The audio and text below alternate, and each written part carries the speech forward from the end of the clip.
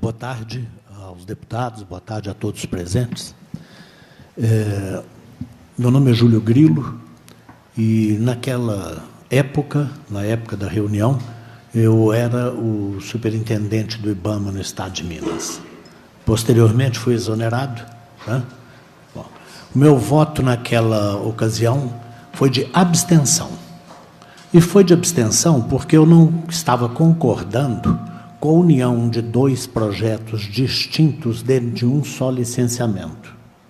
No primeiro, vamos dizer, na primeira parte, seria o descomissionamento da barragem com reaproveitamento dos finos e o rejeito retirado destes finos iria para preencher uma cava. Isso eu sou e sempre fui extremamente favorável.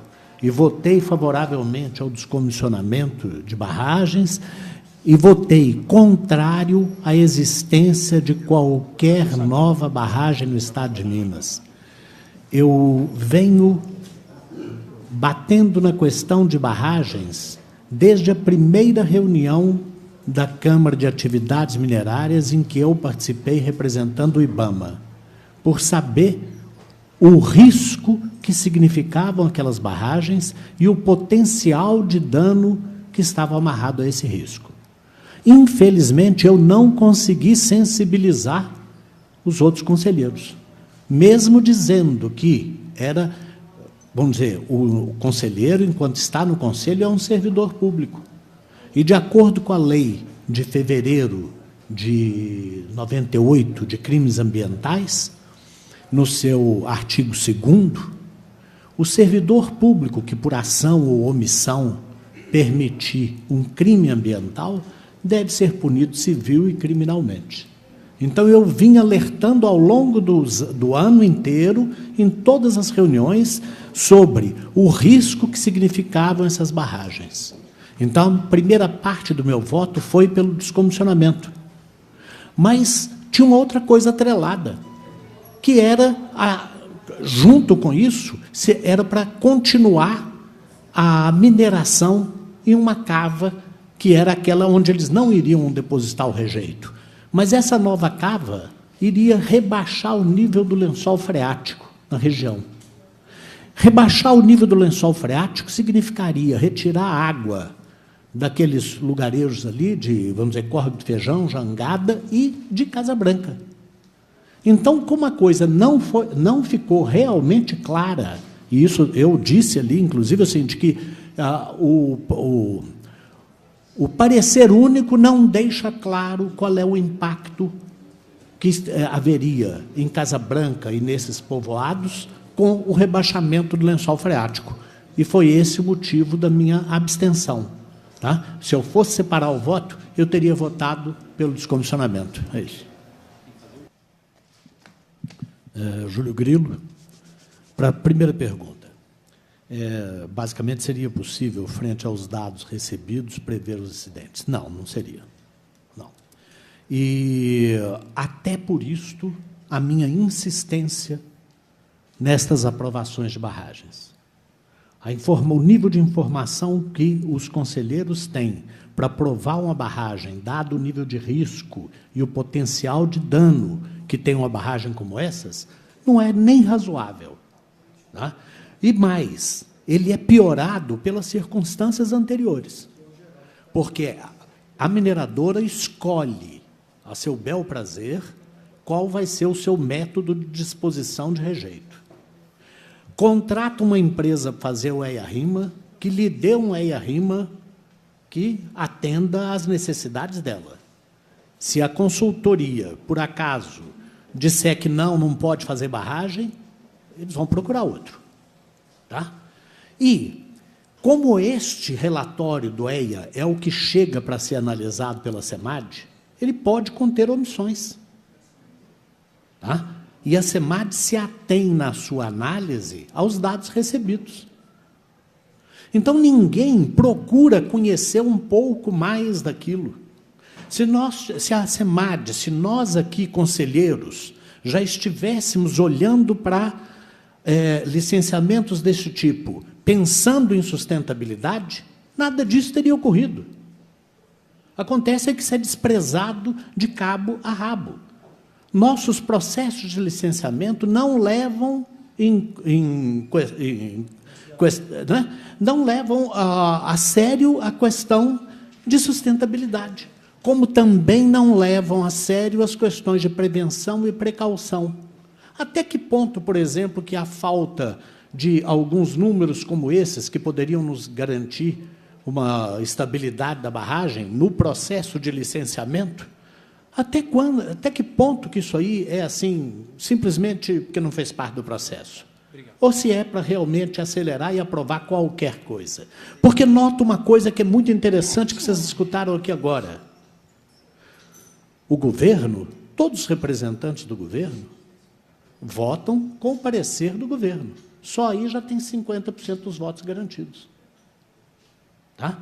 E a mineração vai aprovar qualquer coisa que vá para lá, bem como o CREA, bem como o Sindiestra, eles vão aprovar qualquer coisa que vá para lá.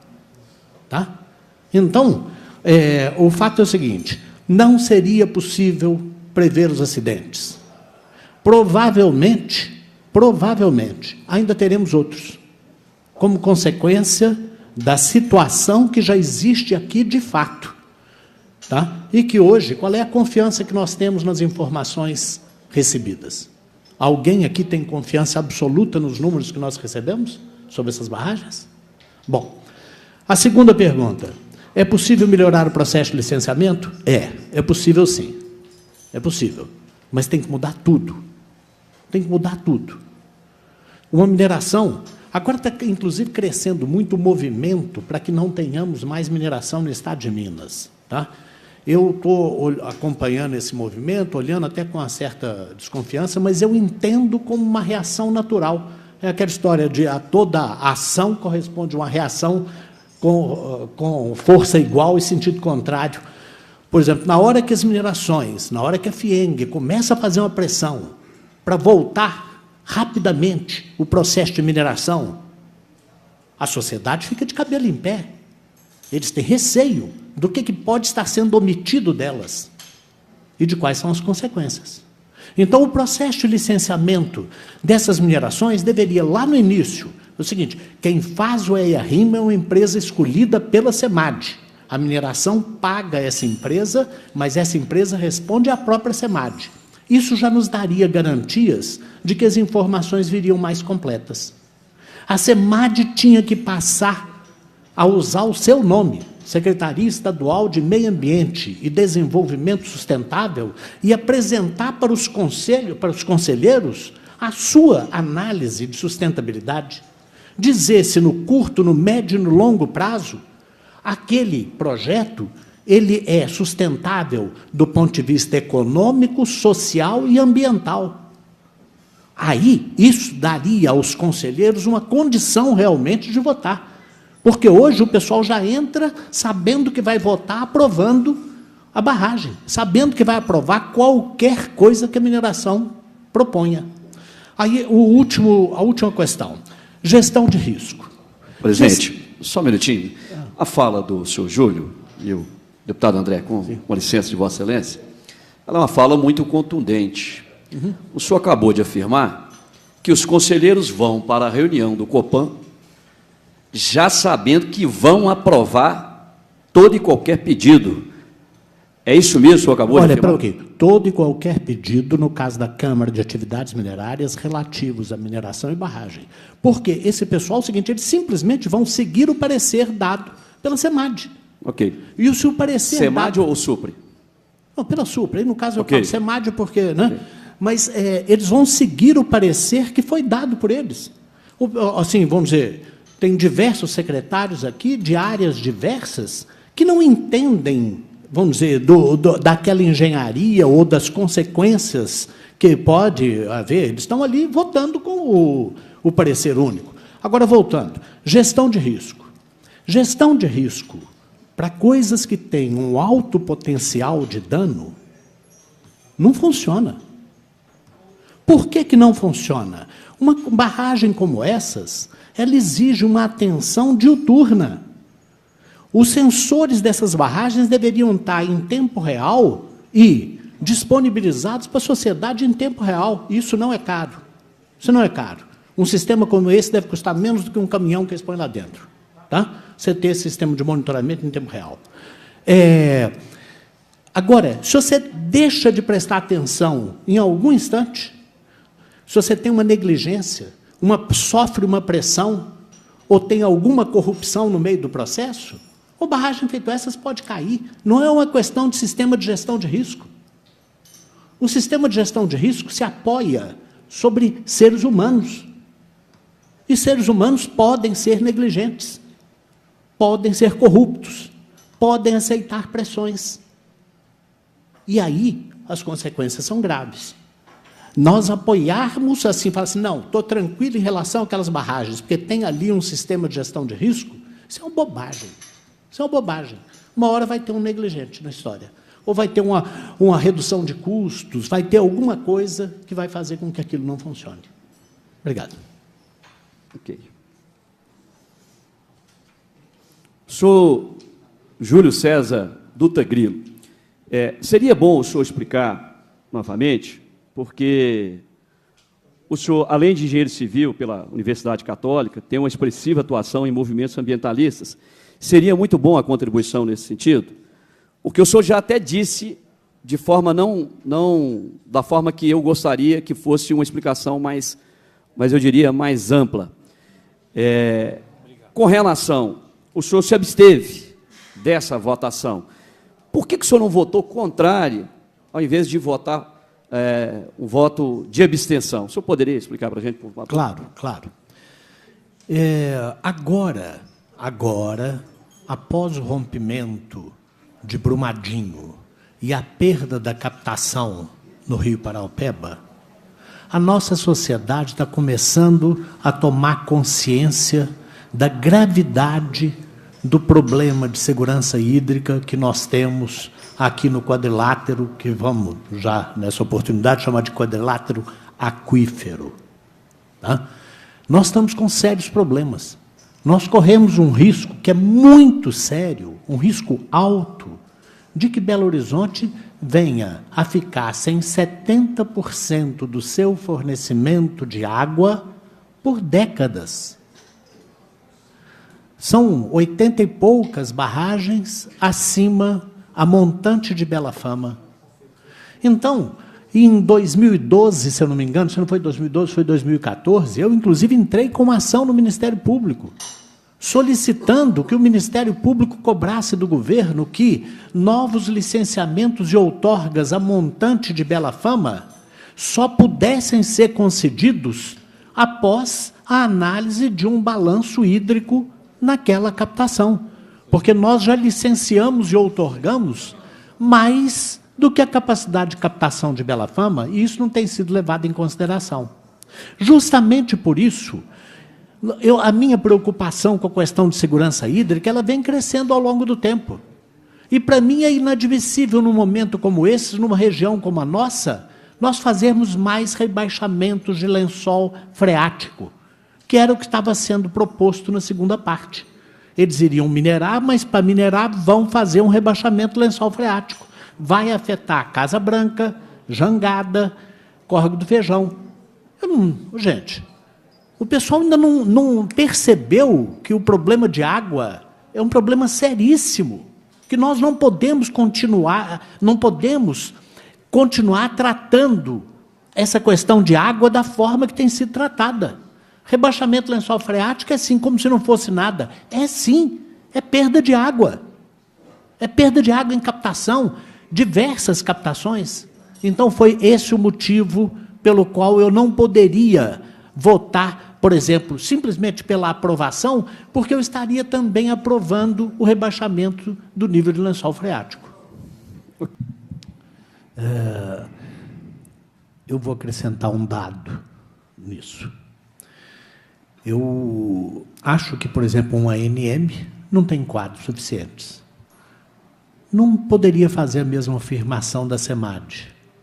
Mas o fato é que a SEMAD não tem conseguido, ao longo dos anos, eu estou falando aí de 30 anos, segurar os seus quadros. Tá?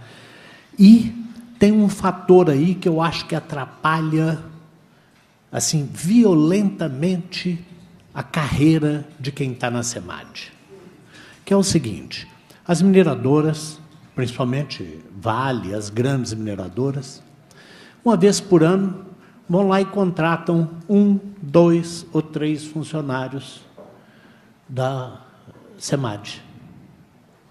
Sei lá, pode ter tido ano aí em que não teve nenhuma contratação, mas eu acho que é bastante regular essa contratação. Isso faz com que o funcionário da SEMAD, o servidor da SEMAD, fique sempre ambicionando ser contratado por uma mineradora para ganhar o dobro do que ganha na SEMAD. Bom, até que ponto que essa expectativa de vir a ser contratado no futuro influencia também na observação dos processos de licenciamento? É difícil afirmar, mas esse fator ele não deve ser negligenciado, não, porque ele existe. Eu acho que, realmente, nenhuma das duas instituições tem condições de fazer uma análise técnica como essa em profundidade. E que elas não têm condições acredito que não tenham condições, inclusive, de perceber quais são as omissões técnicas que você tem neste processo. Senhor Júlio Grilo, só para concluir, sim, e é muito bom que o senhor esteja com a palavra, eu vou fazer uma pergunta para o senhor, que só para o senhor, enquanto depois os outros vão perguntar, com as irregularidades e com os laudos falsos.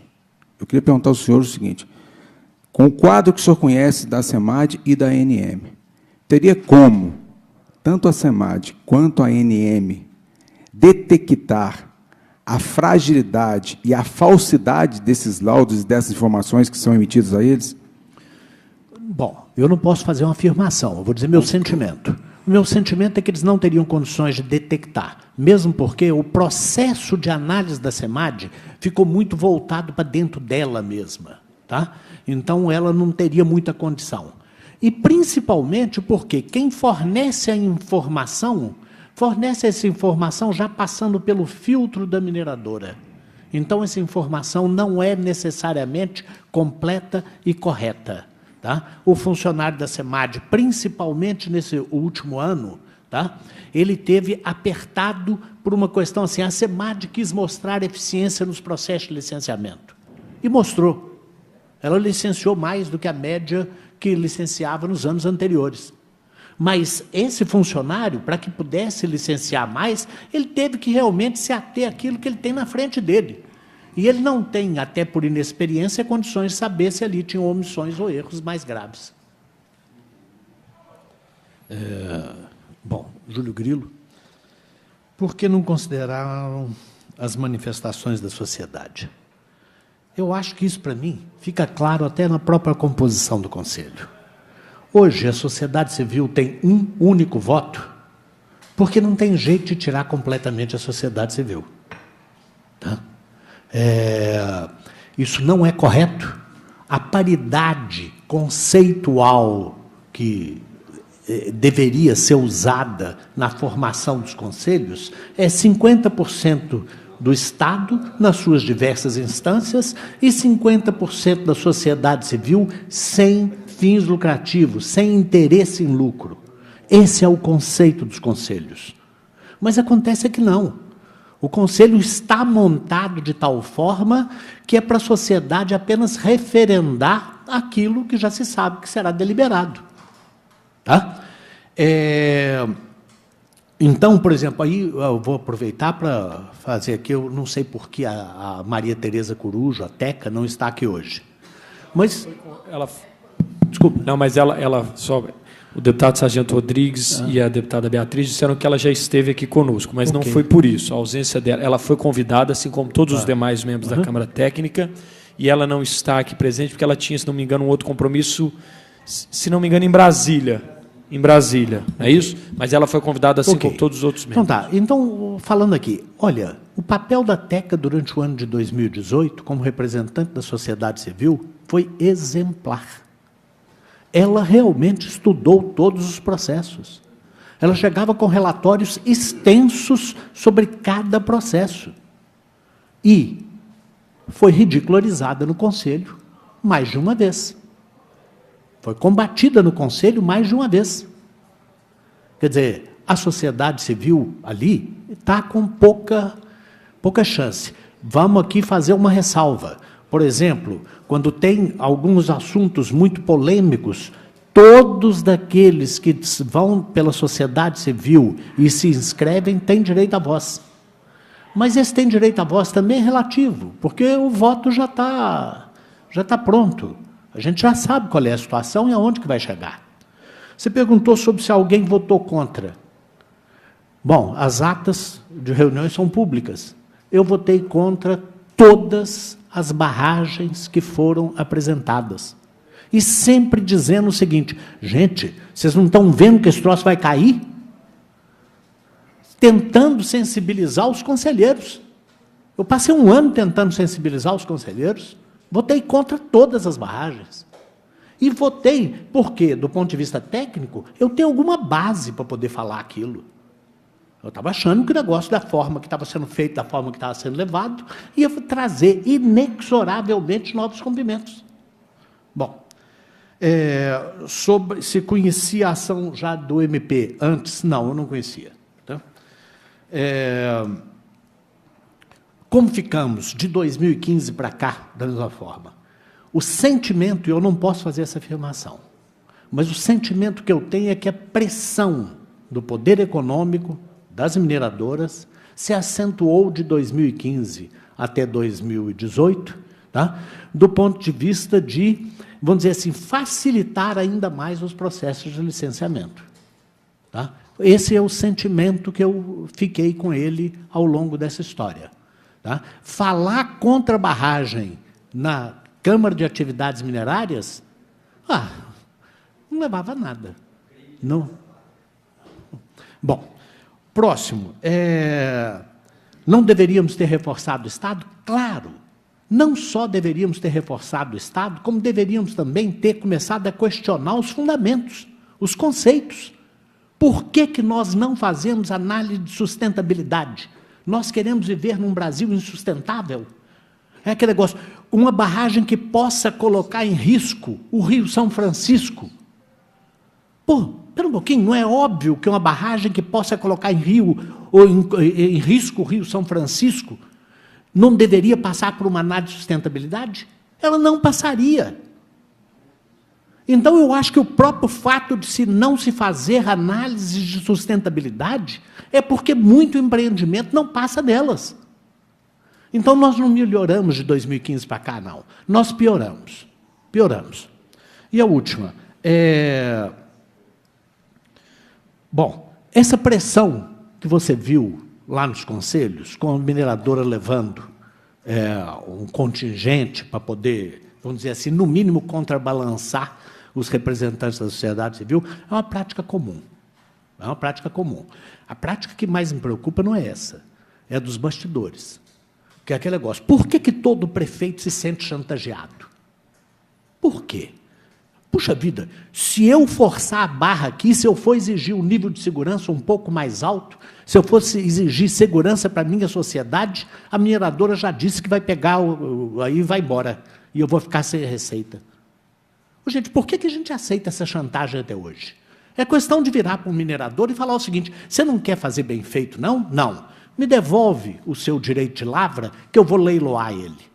Vai ficar assim de gente querendo pegar aquele lugar. Porque o resultado, o lucro, é astronômico. Nós já tivemos aqui a tonelada de minério a $35, já tivemos a 100 e tanto. E a diferença entre esses dois valores, isso é resultado líquido, praticamente. Por que então não se poderia fazer, ou estarmos fazendo, uma mineração com qualidade, com segurança no nosso Estado? Por quê? E por que essas mineradoras, sabendo que não fazem, que têm margem para poder fazer uma coisa de boa qualidade, chantageiam os prefeitos? Esse é o problema. Vai conversar com o Vitor Penido, vai conversar com o prefeito, de onde for. Ele fala assim: não, pelo amor de Deus, não tira a mineração daqui, não, porque você vai me fazer perder receita. Uai, mas, espera aqui, e por que não fazer bem feito? Porque vai diminuir 1, 2% do lucro dos acionistas? Não pode ser dessa forma. Realmente não pode. Tá? Olha, os princípios de prevenção e precaução não têm sido seguidos pelas mineradoras e, em parte, também pelo Estado, nos seus processos de licenciamento. E nos conselhos, os conselheiros, via de regra, não seguem os princípios de prevenção e precaução. Tá? Eu hoje li uma notícia muito interessante no jornal, que o Superior Tribunal de Justiça deu ganho de causa aquele negócio, aquela história do indúbio pro nature. Em caso de dúvida, vota pela preservação. No nosso caso, não. Em caso de dúvida, você vota pela mineração. Tá? Era isso. Cumprida. O senhor Júlio deseja fazer uso da palavra. Por favor, por favor. Ok, muito rápido. Para o deputado Sávio. O senhor já me questionou outras vezes sobre a questão de IBAMA e SEMAD. Eu talvez tenha respondido muito rapidamente na última vez que o senhor me questionou. Eu acho o seguinte, que o IBAMA está longe de ter um processo de licenciamento da forma que eu acho que deve ser feito. Ele tem algumas vantagens, como, por exemplo, no ano de 2018, eu acompanhei algumas audiências públicas e consegui, ali dentro, fazer com que, por exemplo, nas audiências públicas, casos de licenciamento de linhas de transmissão que ultrapassam mais de um Estado, a sociedade fosse ouvida sem restrição. Nas nossas audiências públicas no Estado, a pessoa que pede para falar tem 3 minutos, dependendo da situação, 5 minutos. Isso não dá para você expor uma ideia. Então, ali no IBAMA, eu consegui esse melhoramento. Do ponto de vista do Estado, da SEMAD, a SEMAD tem um processo de licenciamento que eu considero que está à frente, em termos de desenvolvimento, do processo de licenciamento do IBAMA. E à frente de outros estados também. O que não quer dizer que seja bom, que seja completamente bom. Por exemplo, nós somos, vamos dizer, eu talvez tenha começado a militar na área ambiental um pouco antes do senhor como deputado. Eu comecei em 90. Tá? Eu não sei a sua data, certamente não. Nós já nos reunimos, eu me lembro de ter conversado com o senhor a respeito das questões ambientais em 95. Mas, muito bem.